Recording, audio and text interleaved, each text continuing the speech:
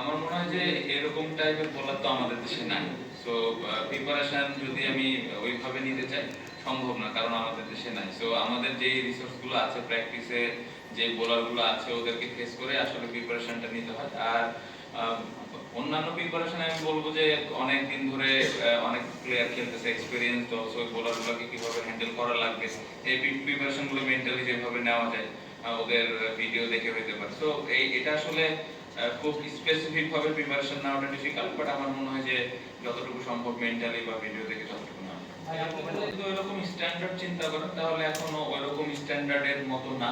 অবশ্যই তারা যারা আছেন অবশ্যই আস্তে আস্তে হয়তো ডেভেলপ করছে। এইগুলা যদি আস্তে আস্তে নেটে আমাদের আসে অবশ্যই আমাদের ব্যাটসম্যানদের জন্য ভালো, বাট আমার মনে হয় যে এই জায়গাটাতে আরো ভালো মানের যদি বল আমরা ফেস করতে পারি তাহলে হয়তো কিছুটা ওদের সাথে ম্যাচ করা যাবে। এটা তো অনেক অনেক বড় স্বপ্ন। এত দূরে যদি আমি এখনো চিন্তা করি তাহলে আসলে বোকামি হবে আমার কাছে মনে হয়। ছোট ছোট ভাবে যদি আমরা আগাইতে পারি তাহলে খুব ভালো। কারণ আপনি যদি দেখেন আমরা যখন শুরু করেছিলাম এর আগের সার্কেলে আমরা একটা ম্যাচ জিতেছিলাম, গত সার্কেলে আমরা 4টা ম্যাচ জিতেছি। সো আমাদের একটু ইমপ্রুভ হয়েছে। সো টার্গেট থাকবে যে এই সার্কেলে কিভাবে আরো 2টা 3টা ম্যাচ বেশি জিততে পারি। সো যদি আমরা এভাবে ছোট ছোট চিন্তা করে আগাতে পারি, কেন না একটা সময় হয়তো বাংলাদেশ টিম একদিন ফাইনাল খেলবে। বাট খুব ইম্পর্টেন্ট যে আমরা এই বছর এই নেক্সট 2 বছরের মধ্যে গত বছরের থেকে কিভাবে বেটার রেজাল্ট করতেছি। আমার মনে হয় যে ঘরের মাঠের ম্যাচগুলো জিততে হবে আমাদের। আমরা খুবই বাজে ক্রিকেট খেলেছিলাম লাস্ট সার্কেলে ঘরের মাঠে। তো ঘরের মাঠে যদি আমরা জিতা থাকতাম তাহলে কিন্তু আমরা হয়তো আরো 2টা ম্যাচ বা 3টা ম্যাচ বেশি জেতা থাকতো। সো চিন্তা তো এটা যে ঘরের মাঠে টেস্টগুলো আমরা কিভাবে জিততে পারি। ঘরের মাঠে যখন টেস্ট হবে তখন আসলে ওইভাবে আরেকটু প্ল্যান, স্পেসিফিক প্ল্যান করে খেলবো ইনশাআল্লাহ। বাইরে ভালো হয়েছে, এই কনফিডেন্সটা আমাদের কাজে দিবে ইনশাআল্লাহ। যদি এবছর আমরা বাইরের মাটিতেও রেজাল্ট করতে পারি তাহলে দেখা যাবে যে আমাদের এই বছরের যে টেস্ট চ্যাম্পিয়নশিপের সার্কেল, এই সার্কেলে একটু বেটার রেজাল্ট।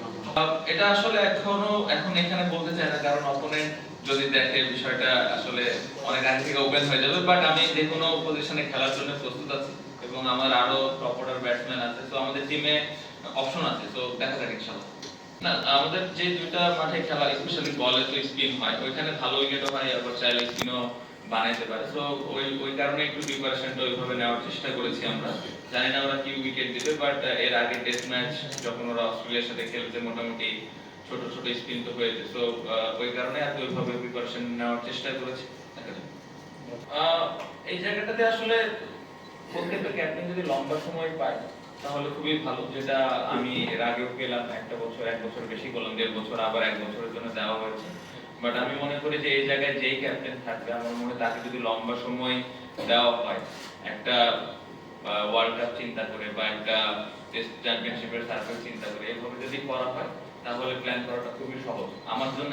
আমার সাথে বোর্ডের যতটুকু কনভারসেশন হয়েছে আমি খুশি যেভাবে আমাকে তারা সময়টা দিয়েছেন এবং পরবর্তীতে তাদের কি প্ল্যান আছে।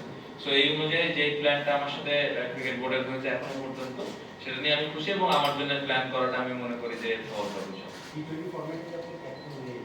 টি-20 ক্যাপ্টেন্সিটা ছাড়ার পেছনে এটা একটা কারণ ছিল। আমি নিজে থেকেই ক্রিকেট বোর্ডকে জানিয়েছিলাম যে আমি আর করতে চাই না এই ফরম্যাটটা, কারণ আমার নিজের একটু ব্যাটিংটাতে সময় দিতে চাচ্ছিলাম। কারণ আমাদের এত খেলা হচ্ছে এখন টেস্ট, ওয়ানডে, টি-20, সো নিজেকে সময় দেওয়াটা একটু ডিফিকাল্ট হচ্ছিল নিজের ব্যাটিং। সো ওই জন্য টি-20টা আমি বোর্ডকে রিকোয়েস্ট করেছিলাম যে আমি ওই জায়গাটাতে ব্যাটিংটাতে আরেকটু ফোকাস করতে চাই, যাতে করে আমি ওইখানে ব্যাটিংটাতে একটু বেশি কন্ট্রিবিউট করতে পারি।